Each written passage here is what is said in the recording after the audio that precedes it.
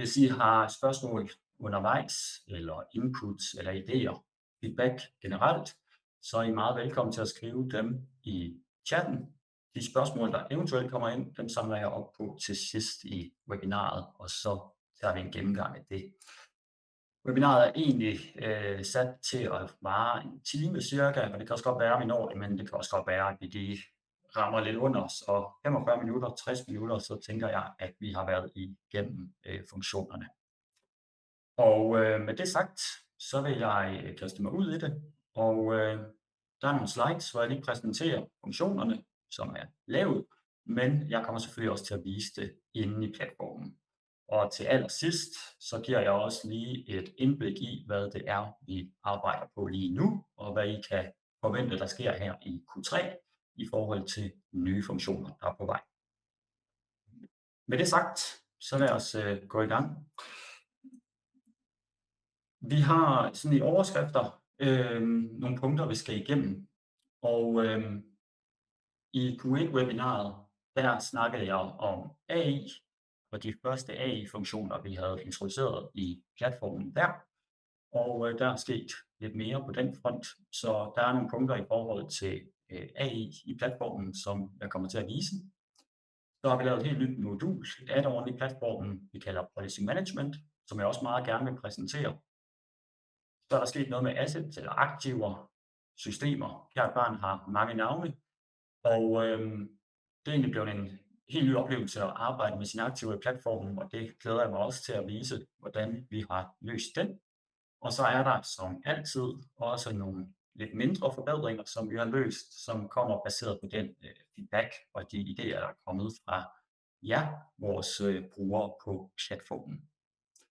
Og hvis vi lige kigger på sådan tidslinjen i Q2, så ser den lidt tynd ud i forhold til, hvad den plejer. Vi plejer gerne sådan i gennemsnit at have 2 releases på sådan en måned, og det er lidt færre her i Q2. Det skyldes, at nogle af de ting, vi har lavet, det simpelthen har været nogle større funktionaliteter, og det har taget noget tid at få implementeret. Så der er kommet meget indhold i de releases, der har været. Og det skyldes også, at noget af det, som jeg kommer til at præsentere til sidst i forbindelse med vores roadmap, og det I kan forvente her i Q3, det har vi allerede kodet på i Q2, så det har selvfølgelig også taget noget tid. Men vi har en tidslinje i forhold til de samme punkter, jeg netop har nævnt, i forhold til de releases, der er kommet. Og hvis I er nysgerrige at dykke lidt dybere ned i dem og se indholdet fra dem, så kan I gøre det. Og der ligger et link ude i chatten til vores produktopdateringsblog. Og selvom tidslinjen ser ud på den her måde, så bliver rækkefølgen i præsentationen lidt anderledes, men vi kommer igennem alle punkterne selvfølgelig. Så der jeg gerne vil lægge ud, det er at snakke lidt om, hvad der er sket med AI, eller på AI-fronten i platformen her i Q2. Og vi har 2 lanceringer. Den ene den er rent funktionel, og den anden den er mere administrativ. Den funktionelle, det er, at vi har introduceret den her lille blæksprutte, som vi har døbt Compliance. Hvis man lige siger det ud i et, så bliver det til Compliance og Compliance. Og deraf har han fået sit navn. Og det er egentlig en AI-assistent. Det minder lidt om, hvad I kender, hvis I bruger Copilot eller ChatGPT eller Claude til at sidde og chatte med en AI, så er det det samme som Compliance han leverer. Det betyder, at man kan stille spørgsmål, og ikke mindst, så kan man stille spørgsmål på baggrund af den dokumentation, som I har i platformen. Så for eksempel, så kan man chatte med sine kontrakter og dokumenter, hvilket jo er en fordel, hvis man har sådan et lidt bredere spørgsmål til sin kontraktportefølje. Og det er jo også der, hvor den store forskel er i forhold til de mere generelle assistenter, fordi her har vi indblik i de data, der ligger i platformen. Det er meget vigtigt at sige, at selvfølgelig kan Compliance kun kigge ned i den dokumentation, som en given bruger har adgang til. Så hvis jeg kun har adgang til 2 kontrakter, men der måske det store hele ligger hundredvis af kontrakter, så er det kun de 2 kontrakter, jeg kan chatte med. Så vi har selvfølgelig sikret med en rettighedsmodel, at den her chat ikke kommer til at give svar eller data fra noget, som en bruger ikke har adgang til. Her i version 1 har vi lavet den meget baseret på kontrakter og de dokumenter, der ligger i platformen. Men det er klart, at det er en assistent, vi kommer til at udvikle over tid og give noget mere kan man sige, viden og funktionalitet i sig selv. Den kan også godt svare på nogle generelle compliance-spørgsmål lige nu her, men er helt klart stærkest, hvis det er spørgsmål, der med omdrejningspunkt i jeres kontraktportefølje for eksempel, eller jeres politikker. Og den er selvfølgelig tilgængelig i platformen nu her, og jeg kommer også til at vise, hvordan den virker, men lige et par ting i forhold til den. Det er klart, at med sådan en AI, så skal man altid tage forbehold for, hvad er det, den svarer.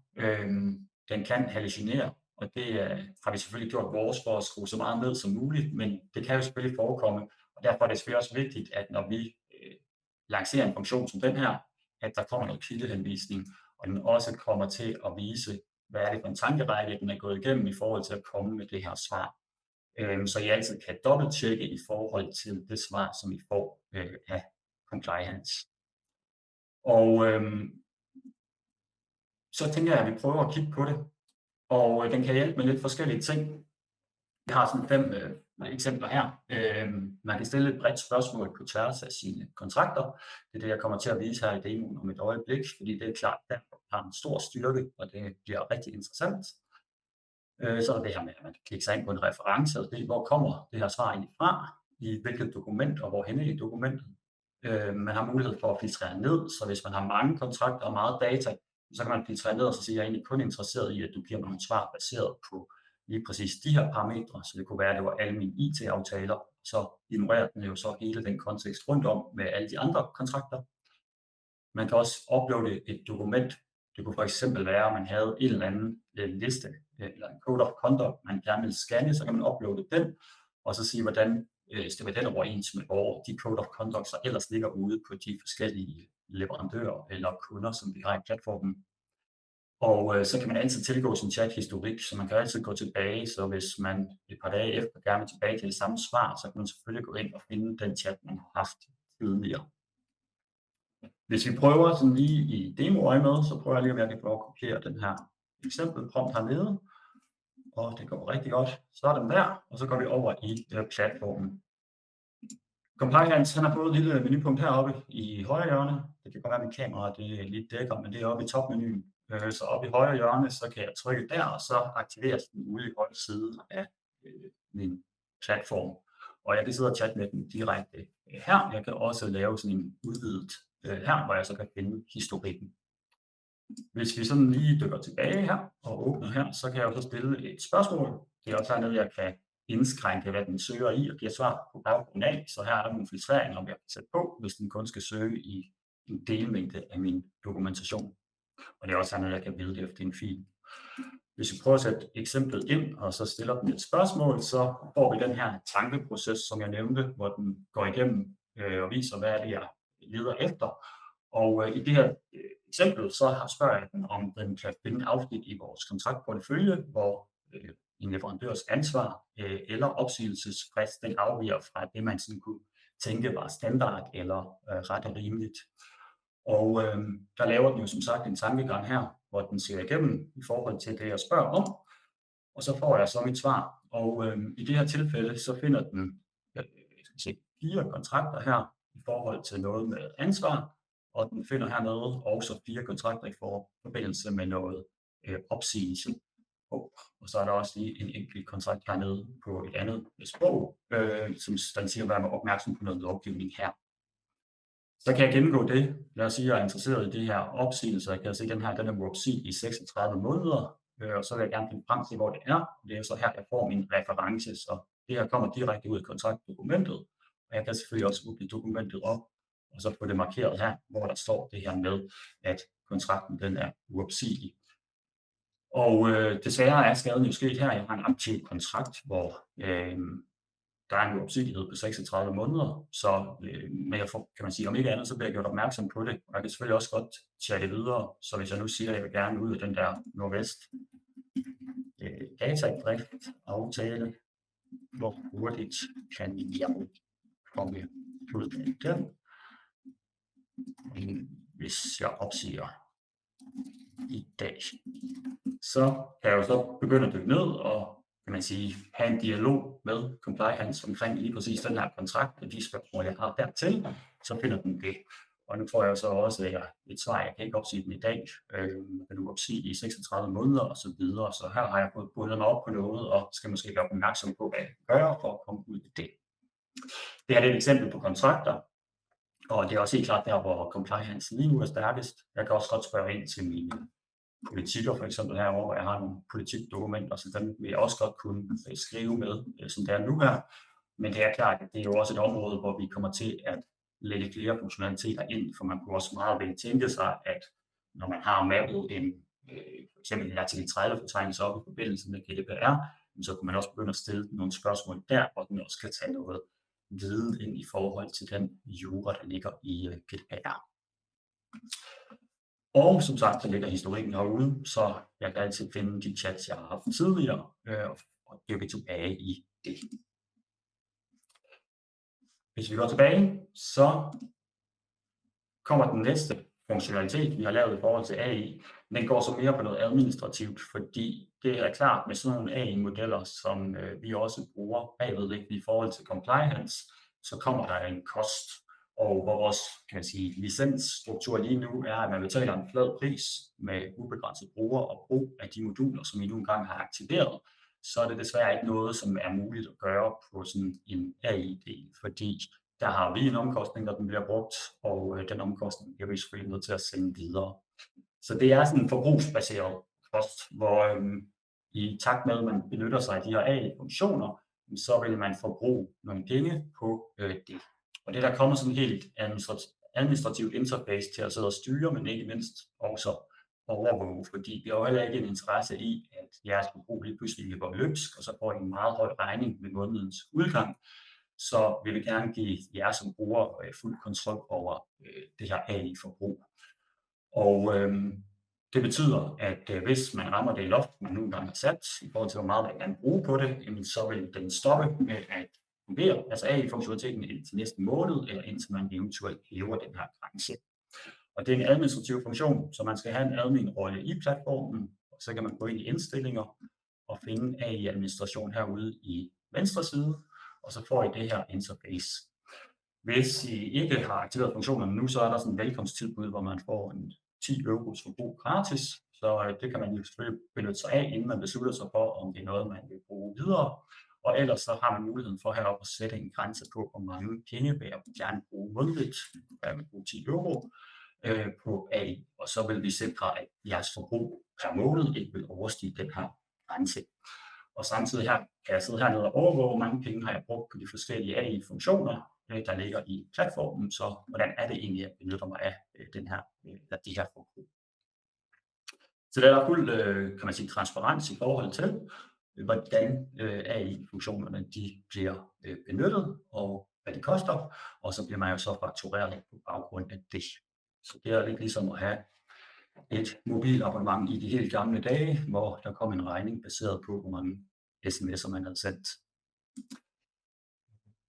Hvis det er noget, I har lyst til at prøve af, komme i gang med, så er det relativt simpelt. I nærmest start, så kan gå ind og aktivere AI-funktionerne som et add-on i platformen.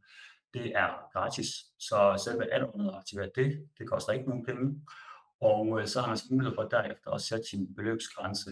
Det aktiverer så alle de AI-funktioner, som der ligger i platformen, og man kan starte med at tage dem i brug. Som sagt, så får man de her 10 euro gratis fra start, så det er dem, der vil blive forbrugt først, og så er det først derefter, at jeres eget forbrug det vil starte. Og så er vi jo en compliance-platform, så vi skal jo også styr på vores egen compliance, og der er jo et af de helt store spørgsmål, ikke bare til vores platform, men helt generelt, hvis man bruger værktøjer, hvor i der indgår AI, så er der noget AI, at vi skal være opmærksom på. Og det er jo lidt ligesom vi kender det fra GDPR generelt, så har vi nogle spørgsmål, som er gode at stille til leverandør i forbindelse med deres AI-funktionaliteter. Og man kan finde alle vores vilkår på vores hjemmeside, men sådan helt generelt, nogle af de foranstaltninger, vi har taget, det er, at vi har valgt en europæisk AI-leverandør, som hedder Mistral, så vi ikke sender noget data til USA. Vi bruger ikke jeres data, altså de spørgsmål, som vi for eksempel stiller til compliance til at træne på en AI-model. Det er jeres data, og det bevarer I. Vi gemmer heller ikke data hos AI-leverandøren, også lidt i forlængelse af, at det ikke skal kunne bruges til træning. I kan altid slå AI-funktionerne fra igen, og hvis I siger, nu vil vi ikke benytte det her længere, så kan man altid slå det fra, og så stopper de med at virke, og I kan ikke chatte med kontrakterne længere. Og så som sagt, kontrollerer altid, hvad det er, AI'en kommer med af output. Så vi har gode erfaringer, og den kommer med nogle rigtig gode svar, men det er selvfølgelig altid godt at have sin sunde fornuft med sig.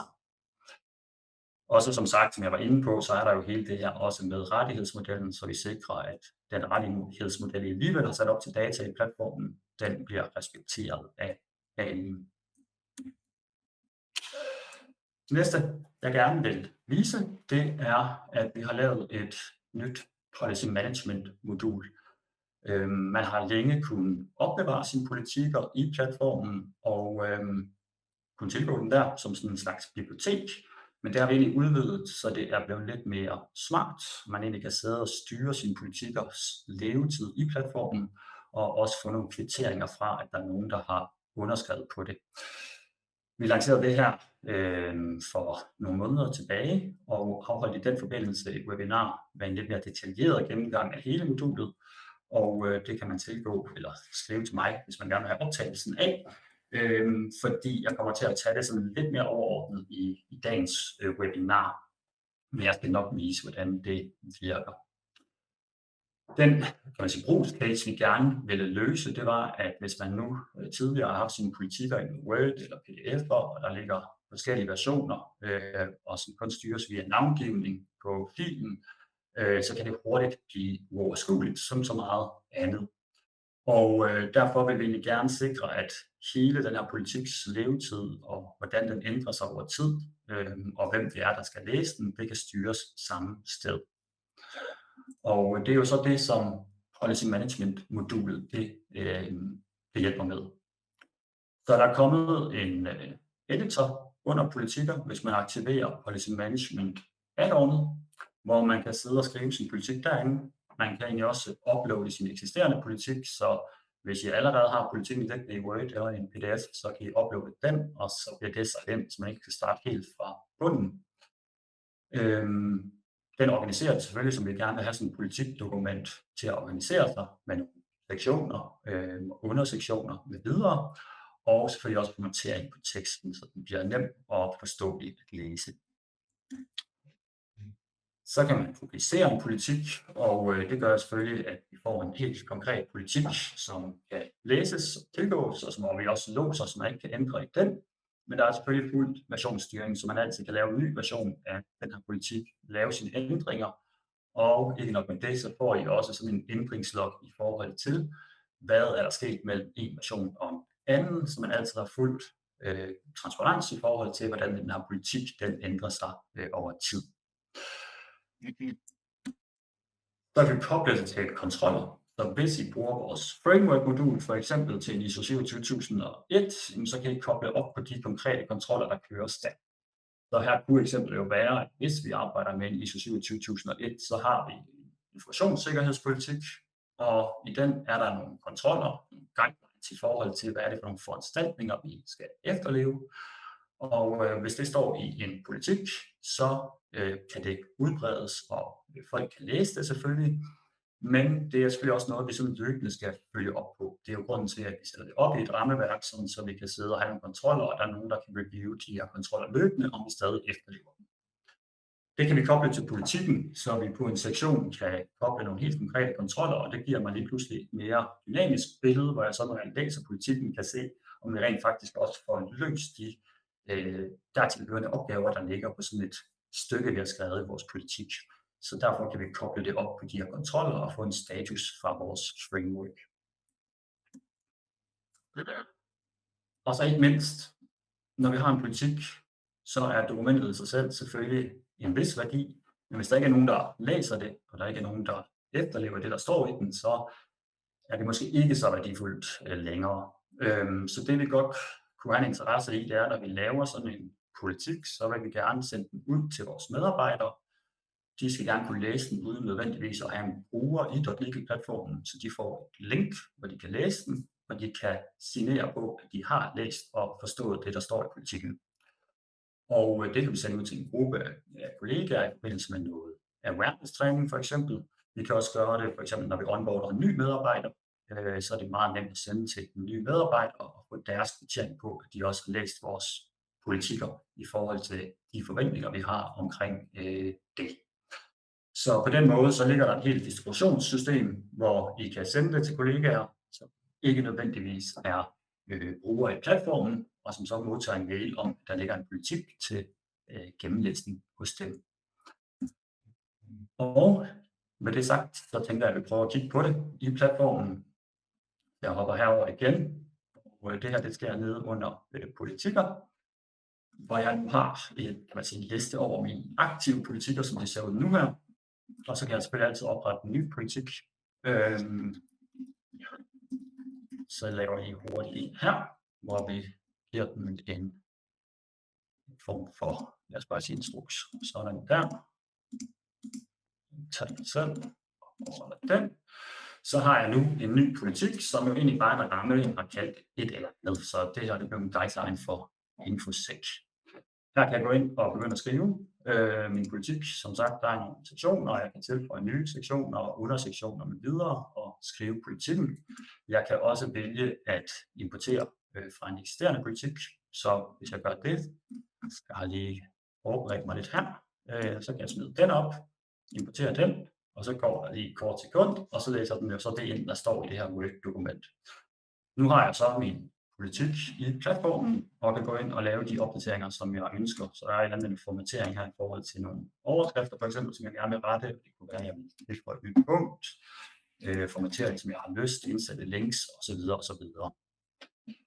Jeg sidder og arbejder med den her politik i et kladeformat lige nu her, og det kladeformat, det kan jeg jo så gennemgå, som jeg nu ønsker, og så publicere det. Jeg kan som sagt også tilknytte en kontrol, så hvis jeg alligevel har noget her, som binder op på nogle ISO-krav, som jeg har skrevet ind her, så kan jeg så tilknytte det til de kontroller, jeg har liggende over i min ISO 27001. Så hvis jeg finder den, så kan jeg finde den der tilhørende kontrol. Jeg kan måske lede, men lad os bare tage et par stykker der, så gennem det.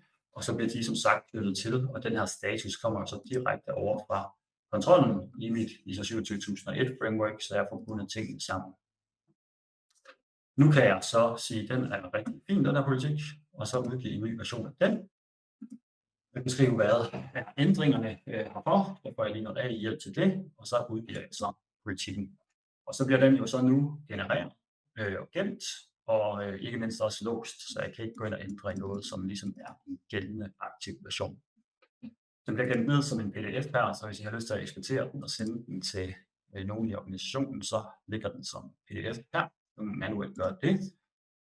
Vi har også den fulde versionshistorik herovre, hvor jeg kan tilgå politikken og læse den. Så der vil jeg på alle de versioner, der er.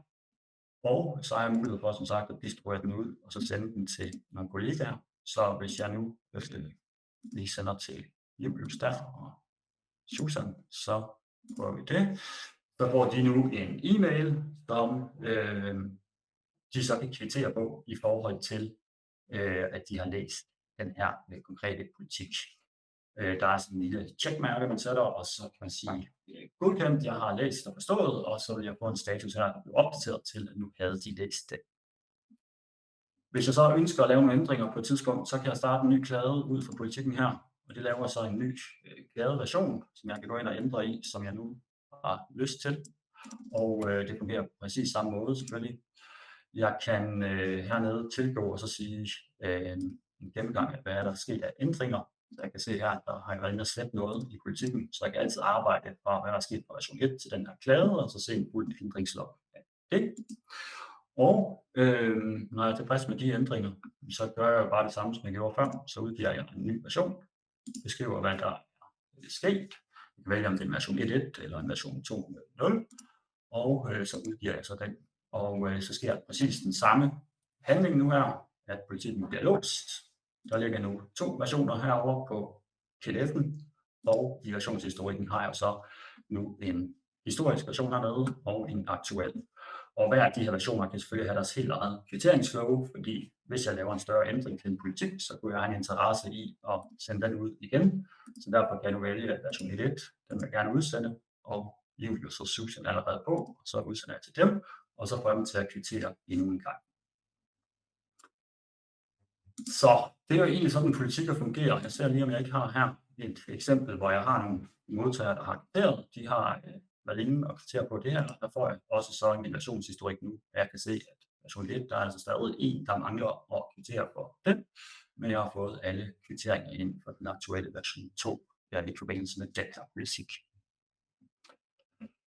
Det gør, at vi kan arbejde sådan lidt mere aktivt med de her politikker og opdatere dem løbende og styre det hele i platformen, og så ikke mindst selvfølgelig også bruge det, så vi aktivt kan sende noget ud til nogen, der skal forholde sig til noget, og vi får nogle tidsstempler på, hvornår de har forholdt sig til det.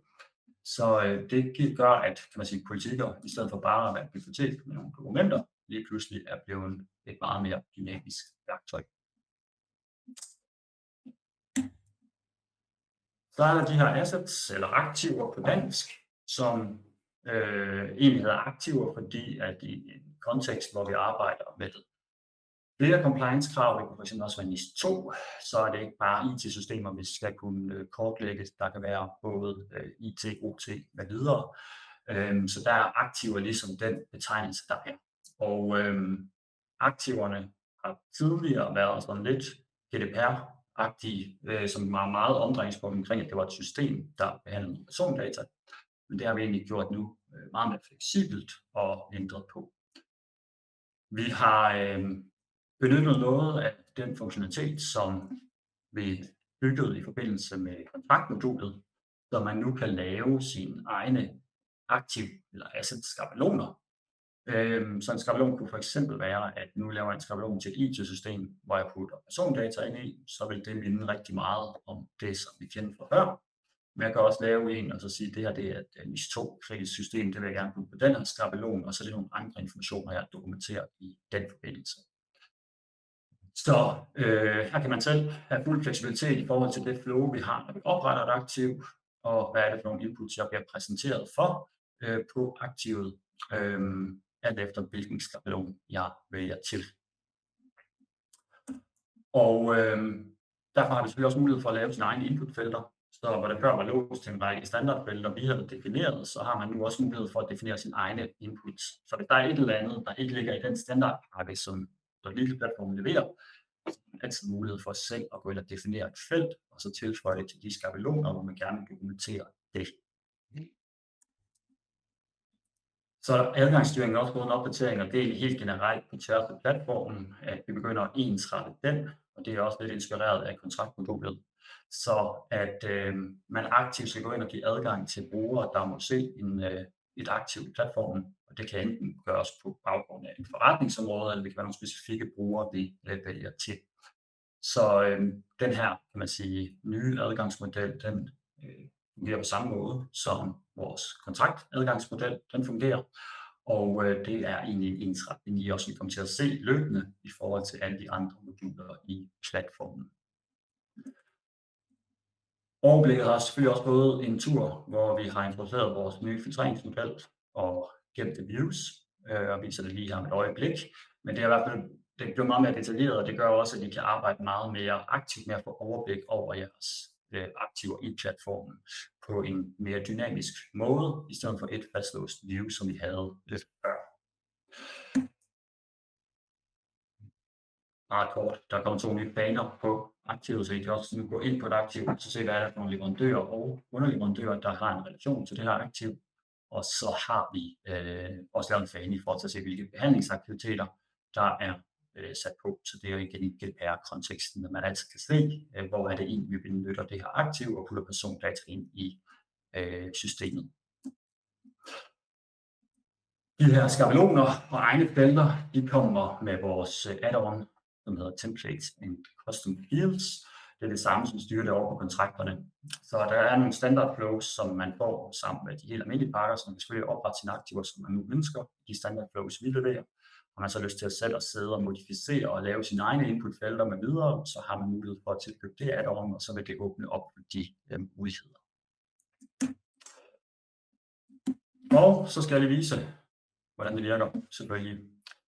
Hvis vi starter på aktiver herovre, så ligner overblikket sådan relativt meget det, man kendte fra før. Men der er sket en hel del. Og hvis vi bare starter med overbliksdelen, så kan jeg se nu, at jeg har 14 aktiver nedad, og jeg har så mulighed for at filtrere på dem. Der kan jeg filtrere på alle mulige informationer, alt efter hvad er registreret på aktivet. Så det er de her forskellige metadata, vi har på de enkelte aktiver. Så jeg kan nu gå ned og så sige, nu vil jeg gerne se bare på HubSpot og Mailchimp, og så filtrere på det, og så kommer de frem på min liste. Hvis jeg gerne vil have nogle flere informationer ud i kolonnerne, så kan jeg vælge vis her, og det giver mig så mulighed for at sige, at jeg vil egentlig også gerne se det der tag, og jeg kunne også godt tænke mig at se opbevaringstypen, og opbevaringstypen må egentlig gerne ligge allerede deroppe, så gemmer jeg det, og så kommer de nye kolonner på, og på den måde kan jeg generere en liste med et overblik i forhold til mine aktiver.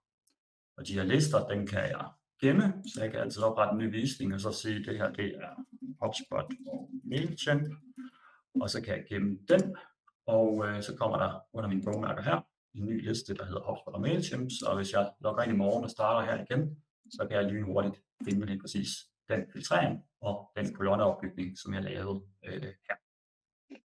Så det er sådan, kan man sige, selve overblikket og filtreringen, der fungerer på præcis samme måde, som det gør nede på kontrakter, og en lille teaser er, at det kommer til at fungere på præcis samme måde også på vores processorhop, på vores hændelseslog med videre. Så der kommer noget her inden længe på den del. Hvis jeg åbner et aktiv her, så har jeg mit overblik, og jeg kan se de forskellige metadata præsenteret på forskellige måder oppe i planerne her. Og så har jeg så min liste hernede, hvor jeg kan se både leverandører, eventuelt underleverandører. Jeg kan se de her behandlingsaktiviteter, den er knyttet til, som nævnt, dokumenter med videre. Det fungerer på samme måde, som det gjorde tidligere. Hvis jeg redigerer aktivet, så har jeg mit flow heroppe, og det er også genkendeligt. Der kan jeg gennemgå flowet, og jeg kan så lave opdateringer i forhold til, hvad er det, jeg bruger det her system til. Og her har vi så de her standardfelter, som nævnt, som man får adgang til via de helt almindelige planer. Hvis jeg så gerne vil begynde at differentiere, så siger at jeg har forskellige typer aktiver, og der er måske også nogle nye inputs, jeg gerne vil registrere, så er det under indstillinger. Så det er administratorrolle igen, hvor jeg så kan gå ind og finde mine aktivskabeloner her. Og jeg har standard aktivskabelonen her liggende, det den vi netop så på, og så har jeg lavet en her, der hedder ny skabelon. Og hvis jeg går ind på ny skabelon, så kan jeg se, at jeg har de her steps, den kan jeg administrere, ændre i, navngive osv., som jeg nu ønsker. Og så kan jeg på det enkelte step her gå ind og så sige, at jeg vil egentlig gerne, eller behøver ikke registrere supportadgang på den her, og datatypen er også overflødig. Så fjerner jeg dem, og så er det ikke noget, jeg bliver bedt om at dokumentere, når jeg laver et aktiv på en ny skabelon. Og hvis jeg så en dag også gerne vil lave et nyt input, så er det selvfølgelig under aktiv inputfelter her, hvor jeg så kan sige oprette et inputfelt og give det et navn. Og det kan jeg så populere med det, jeg nu ønsker. Så er det et tekstfelt, eller det er en drop-down, eller det er et tal, eller et beløb, eller hvad er det nu? Jeg skal bare lave en checkbox, så opretter jeg den, så eksisterer den nu i platformen, og så kan jeg gå over på min aktiv skabelon og tilføje den, og så sige, når jeg går til step 5 aktiv information, så tilføjer jeg den, ligger der, og så allerede nu, hvis jeg går over i mine aktiver, og siger nu opretter jeg et nyt aktiv på ny skabelon, sådan der, så kommer jeg ind, og på step 5 har jeg nu mit nye input hernede, som jeg kan bruge, og ikke mindst, hvis jeg nu bruger det, så kan jeg også gå ind og lave en filtrering, så hvis jeg går tilbage her, og så ligger den nu lidt hernede som nyt input, og så siger jeg ja, og så får jeg så alle matches for det. Så det giver jo en fuld fleksibilitet i forhold til, at hvis der er andre informationer end det, der lige ligger i standarden, som man ønsker at registrere, så er der mulighed for det, og man kan så bruge det aktivt efterfølgende i forhold til at lave lister, overblik, hvad videre. Så det er det, der er sket på aktiver, og som sagt, det der også kommer til at ske op på processerne med videre. Og så det sidste, vi har lavet nogle forskellige kundeønsker, større og mindre. Jeg har lige taget et udpluk til webinaret her, i forhold til nogle af de funktioner, der er kommet. Og der er noget i forhold til at overdrage ansvar. Det har længe haft en funktion, så man kunne sige nu, hvis lad os sige en kollega stopper, så vil jeg gerne overdrage alt det data, som den havde ansvar for i platformen, til en anden kollega, og så tog vi bare hele bunken og overdragede det, og det kan man sagtens stadig gøre. Men det kunne jo godt være, at det her det var en kollega, der havde haft ansvar for mange ting, og det skulle deles ud til nogle mere specifikke kollegaer, så det ikke er bare én handling, men det er lidt mere detaljeret, eller noget vil jeg gerne overdrage til en anden, og så fremdeles. Så der er kommet på en bruger i nogle indstillinger, hvis jeg vælger Anne her, så er der nu kommet sådan en liste, vi kan også kalde det sådan en ansvarsrapport, i forhold til, hvad er det Anne hun har ansvar for i platformen. Og i det her tilfælde kan vi se, at det er ret meget, hun har ansvar for. Jeg kan vælge at overdrage ansvar her, så kan jeg vælge at sige, at alle aktiver vil jeg gerne overdrage til Susan, og så vil det så blive overdraget. Jeg kan selvfølgelig også tage flere ting på én gang, men jeg kan også gå ind og så sige, at hvis det er de her aktiver, hvad er det så egentlig for nogle aktiver, som Anne har ansvar for? Og det kunne godt være, at det kun var det her mit nye aktiv, jeg vil overdrage, så kan jeg overdrage det til Susan, og så vil Anne stadig nu stå med ansvaret for Sending Monkey i det her tilfælde. Det kan jeg så overdrage til John, og på den måde så har jeg så tømt den boks. Og det er klart, at der kan være nogle bokse, der er lidt større, og der er rigtig meget, så derfor kan vi selvfølgelig også søge ned. Så hvis der er noget helt specifikt, vi søger, og vi gerne vil overdrage fra en bruger til en anden, så kan vi gøre det. Så det her, det er selvfølgelig noget brugeradministration og fleksibilitet i forbindelse med det, og det kræver selvfølgelig også, at man har en rolle i platformen, hvor man kan administrere brugere for at få lov til at sidde og overdrage ansvaret. Filtreringen, vi så den lidt over på aktiver. Vi har lavet en lille ændring til filtreringen generelt til det her. Den her type filtrering, som sagt er ved at introducere sådan bredt, og det er, at hvis vi nu laver et filter, så kan vi sige, at nu vil jeg gerne have en periode på de her kontrakter, en slutdato over til dato. Så får jeg nu slutdatoen over til dato, det var dårligt til det her. Men på flere af de her felter, der kan vi så sige, at vi tager arbejde med i stedet for. Jeg har alle 3 statuser erklæret, godkendt og udløbet, men jeg har ikke taget arkiverede kontrakter med. Og lige nu står der en af de her 3, så det betyder, at vi aktivt kigger på de her 3 typer status, og så laver vi en liste på baggrund af det. Men hvis jeg nu ønskede at se det omvendte resultat, så kunne jeg så nu vælge ingen af, og det vil jo så give mig nu alle dem, der ikke matcher filteret. Og i det her tilfælde vil det jo så være de kontrakter, som skulle være arkiveret, eller som er arkiveret. Så på den måde, så har jeg mulighed for at lave nogle lidt mere fleksible filtre, og så fungerer det, som sagt, både på kontrakter, på aktiver osv., og alle de steder, hvor I ser den her filtrering, der har man mulighed for at sige det. Så det fungerer bredt. Så har vi en slutdato ved en arkivering af en kontrakt. Det har været sådan, at hvis man arkiverede en kontrakt i platformen, så fik den status arkiveret, men man havde måske ikke lige fået sat den der slutdato på, at kontrakten faktisk også var slut. Så den skulle stadig blank, eller havde en slutdato frem i tid. Så der er kommet en lille funktion nu, så jeg kan gå ind og sige på en kontrakt, at jeg gerne vil tage den her. Når jeg gerne vil arkivere den, så spørger den om en slutdato. Så jeg nu kan sige, hvad du sætter en slutdato, der var altså allerede en den her kontrakt, men lad os bare sige, det var altså i stedet for, hvad er det omkring i dag, der, så kan jeg sige det, og så opdaterer den nu slutdatoen på den her kontrakt, så den er, kan man sige, up to date. Og det er klart, at på, kan jeg sige, den her slutdato, hvis der nu, den er sat på kontrakten, hvis der nu lå nogle forpligtelser på kontrakten også, som også havde nogle slutdatoer, der ikke var forholdt sig til, så vil den også spørge, også sætte samme slutdato på de forpligtelser, så de også bliver lukket som ønsket. Så det er en lille smart funktionalitet, der sikrer, at man lige kommer rundt i alle hjørnerne og husker det hele.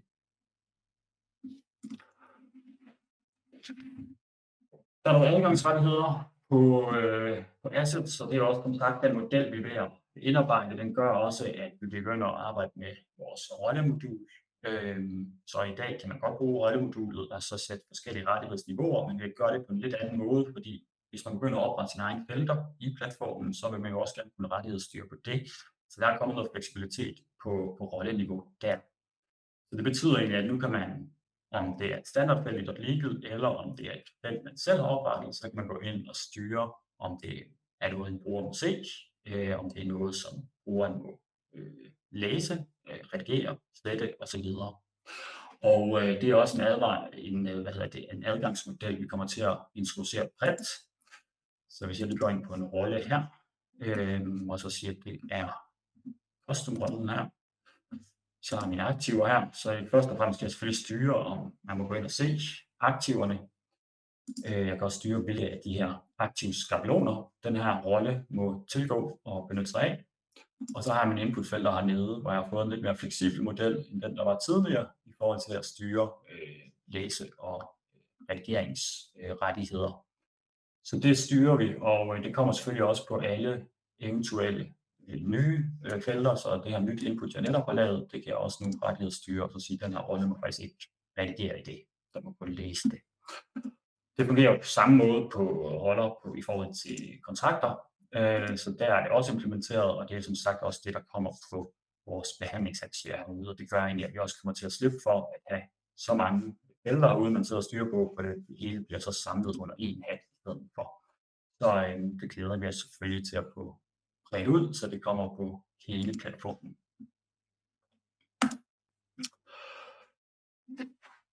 Det har jeg ikke gennemgå, men I kan altid gå ind og prøve tingene af selvfølgelig, og aktivere en trial, hvis det er et modul, I ikke har adgang til. Række ud til mig, så kan jeg også hjælpe med det. Så hvis der er et eller andet, I har lyst til at prøve, så kan I gøre det hele via platformen, men I er også altid velkommen til at tage fat på mig, så kan vi også tage en gennemgang af det der. Så jeg håber, I har fået mod på at prøve nogle af tingene af. Allersidst, som lovet, hvad er det lige, vi sidder og arbejder på nu her? Og jeg tror, jeg på de sidste mange af den her type webinar har fremhævet en ting ved vores roadmap, som vi har arbejdet på. Og det er den, der ligger her. Et nyt risikomodul, som giver lidt mere fleksibilitet, som man også kunne kalde noget Enterprise Risk Management. Den har været her et stykke tid, og har været på tegnebrættet i lang tid, men nu er vi egentlig så langt, at den bliver lanceret meget snart. Og med forbehold for, at det her er testdata, for nu ser I det inde i testmiljøet, så kan I se her, at der kommer ude under risiko en mulighed for at definere sine egne risikoområder, hvor man gerne vil sidde og arbejde med risikovurdering. Så nu har jeg defineret et, der hedder NIS 2. Det kunne være hvad som helst. Og beklager her i testmiljøet, der er det både lidt langsomt, og der kan stå nogle sjove ting. Men grundlæggende så får I et lidt mere detaljeret overblik, og I gør det på nogle forskellige niveauer. Så det her det kunne være sådan et operationelt niveau, hvor man har ansvar for NIS 2 compliance i organisationen. Så vil jeg gerne have et overblik over, hvor er det, vi har vores risici liggende henne. Men dem, der måske sidder og har viden om det, det er dem, der ejer nogle aktiver eller nogle processer. Så de vil måske i højere grad have sådan en liste her, hvor vi selvfølgelig også har filtreringsmekanismen. Så der kunne være, at jeg var interesseret i bare at se alt det, som John han havde ansvar for. Og så kan John sidde og have en liste over sine aktiver, processer, leverandører. Der er så ikke nogen match der. De vil være her nedad, og man kan så sidde og arbejde med risikoen, putte risikoen på de enkelte, via nogle forskellige trusselscenarier med videre, som man definerer. Der kommer til at ske en hel masse på risikomodul i forhold til det nuværende, og kommer en meget større fleksibilitet. Og en af de fleksibiliteter, der er, det er, at man blandt andet også skal gå ind, når man definerer de her risikoområder, og så styre, om det er noget, jeg vil køre på hvilken skala vil jeg køre risikovurdering her, hvad kalder jeg tingene med videre, så der kommer fuld fleksibilitet til at styre sin risikodomæne, onboard forskellige risikoområder, som godt kan køre efter forskellige skalaer og forskellige modeller og have forskellige appetitter. Og så kan man gå sidde, som sagt, og arbejde med det aktivt herovre, selvfølgelig også i forhold til mitigering, og der kommer sådan en hel værktøj i forhold til lægge sine mitigeringsplaner, og hvad vil vi gøre, status og så videre, og det arbejder selvfølgelig sammen med jeres opgavebord. Og så er der mulighed for at rapportere det hele op på et helt overordnet niveau. Så det her det er jo egentlig opsummering på tværs af alle de definerede risikoområder hernede. Det er en meget hurtig intro til virkelig meget funktionalitet, så blot for at sige det, det her det er på trapperne, og der kommer helt sikkert et eller flere webinarer lige præcis om det her område, hvor vi dykker dybere ned i de her funktionaliteter, når de er lanceret. Og så vil de selvfølgelig også blive berørt på Q3-webinaret, når vi når dertil. Og så ellers, vi har altid A heroppe, så gode idéer og forslag til det. Altid velkommen. I må også gerne skrive dem i chatten nu her, hvis der er et eller andet, tænker, der kunne A måske være en stor fordel, så skriv det, så tager vi gerne det ind. Det er noget, vi arbejder løbende på, og det samme med vores API. Det kører nu her API'et, men hvis man gerne vil lave en integration, så prøv at række ud til os, så kigger vi på, hvad det er, I gerne vil integrere og hvorfra, og så kan vi udvide API'et løbende der. Så kommer de her custom-felter og skabeloner både på vores processer og på vores hændelseslog med videre, så det er også for den fulde fleksibilitet. Der kommer noget mere rapportering i platformen inden længe også, og det tror jeg faktisk, det er det. Det er det, vi sådan sidder og arbejder på nu her. Og så løbende, så er der selvfølgelig de her inputs, som vi får ude fra brugerne i forhold til idéer og små forbedringer i platformen. Roadmap'et, det kan I altid finde inde på vores hjemmeside, så hvis I er interesseret i at se det igen, så kan I finde det der. Der prøver vi at holde sådan nogenlunde opdateret i forhold til, hvad der sker. Og så kan jeg se, at der lige kommer et enkelt spørgsmål her. Kan man hente en risikomatrix op fra dataselskaber til koncernmålsætning, sådan som at diverse matrix svar? Ja, det kan man godt. Der kommer egentlig, det kræver lige noget opsætning selvfølgelig, så man selv sætter det op, men der vil man sagtens kunne sige, at det kører noget risikovurdering inden for de forskellige selskaber i koncernen, som måske ikke nødvendigvis er kan man sige, de samme, eller kører efter samme model, eller har samme appetit, eller kører efter samme skala. Så der kommer egentlig de her risikoområder, man kan definere, de er egentlig uendelige, og så skal det også siges, at der ligger selvfølgelig også en styring på hver enkelt af vores aktiver og processer osv. hernede af, som vi kender det, så man også kan konstant styre på det, så man vil kunne gøre det på lidt forskellige måder, og kan man sige, koble dem sammen der. Jeg har noget overlap på GDPR NIS 2. Tænker det i forhold til risiko også, og det er, der i bund og grund er der, man kan sige, listen med de processer og de aktiver, som man har i platformen leverandør. Der kan man gå ind og definere, at det er nogen, vi skal risikovurdere i forskellige kontekster. Så der kan jeg egentlig gå ind på mine aktiver over, og så definere og sige, de her aktiver skal jeg risikovurdere i NIS 2-kontekst, og de skal risikovurderes i både NIS 2 og en GDPR-kontekst. Derudover så kommer der en hel masse administrativt herude, hvor jeg kan gå ind og arbejde både med kan man sige, forskellige trusler. Så der kan være nogle forskellige trusselsbilleder, og der kan jeg gå ind og definere, at det her det er en trussel, der både kunne være, kan både kunne være GDPR og NIS 2, så i stedet for at jeg sidder og definerer den flere steder, så definerer jeg den et sted, kan jeg koble den ud på områderne. Og det samme med kan man sige, de forskellige konsekvenstyper, man registrerer, sikkerhedsforanstaltninger med videre. Vi har valgt at sige, at man kan sige, rapporteringsmæssigt, det selvfølgelig også går op, så der får vi det på tværs, hvordan risikobilledet ser ud. Og så ligger der en hel masse forskellige funktioner hernede i forhold til, at hvis vi tager det her som eksempel, kan et aktiv i det her tilfælde, en leverandør, kan godt have medium risiko, men kan være forbundet med noget, som har en høj risiko. Og der kan jeg selvfølgelig gå ind og kigge, og så se, hvad er det for noget, hvor kommer den her høje risiko fra. Det er det testdata, så det skulle meget gerne se mere clean ud i virkeligheden. Men der kan jeg ligesom se, så hvor er det, jeg får arver den her høje risiko fra, og hvad skal jeg være opmærksom på. Det har vi valgt at køre inden for domænet, fordi det blev lige pludselig meget køret, hvis man begyndte at sige, at over i NIS 2-konteksten, så fik man også en risiko notits fra for eksempel GDPR med videre. Så der er nogle ting, der kører inden for domænet, og så er der andre ting, der kører bredt, og der er blandt andet noget administration og stamdata med videre, der kører bredt, der er noget rapportering, og så ligger der så selvfølgelig en hel masse funktionalitet inden for et domæne, hvor vi sidder og arbejder med risikoen, som vi kan bruge der. Og så er der selvfølgelig altid mulighed for at sende noget på tværs, for det er klart, at hvis jeg nu implementerer en eller anden mitigering her, og implementerer nogle sikkerhedsforanstaltninger på et aktiv, så får vi det forankret på aktivet, og det er jo det samme aktiv, vi så har over i, i en anden kontekst. Så på den måde, så vil vi jo også kunne få glæde af det der, og revidere vores risikovurdering på den baggrund. Yes. Men det her, det kommer der meget mere om i forskellige formater. Vi glæder os virkelig meget til at lancere det, fordi det har været længerevarende stået i tanke og i handling. Så det bliver rigtig spændende at lancere det og kunne give lidt flere oplysninger på, hvordan det her produkt det kommer til at virke. Yes. Og det ser ud til, at det var de spørgsmål, der var. Vi holdt os inden for tiden, så det var jo rigtig godt. Jeg lukker lige så stille ned her om lidt. Hvis der er et eller andet på bagkant, så må I meget gerne ringe ud til mig, så skal jeg nok være behjælpelig. Jeg sender optagelsen af webinaret her på mail. Så godt nok i morgen, det kan også godt meget vel tænkes, at den kommer i dag. Men så har I også optagelsen, hvis der er et eller andet, I lige vil spole tilbage og se igen.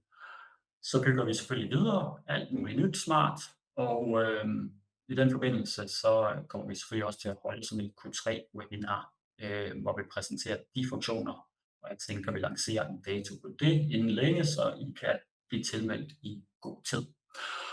Og med det sagt, så vil jeg egentlig bare ønske jer alle sammen en fortsat rigtig god dag, og tak fordi I havde lyst til at kigge med. Jeg håber, at det kunne inspirere lidt, og I får glæde af nogle af funktionerne, som er blevet præsenteret her.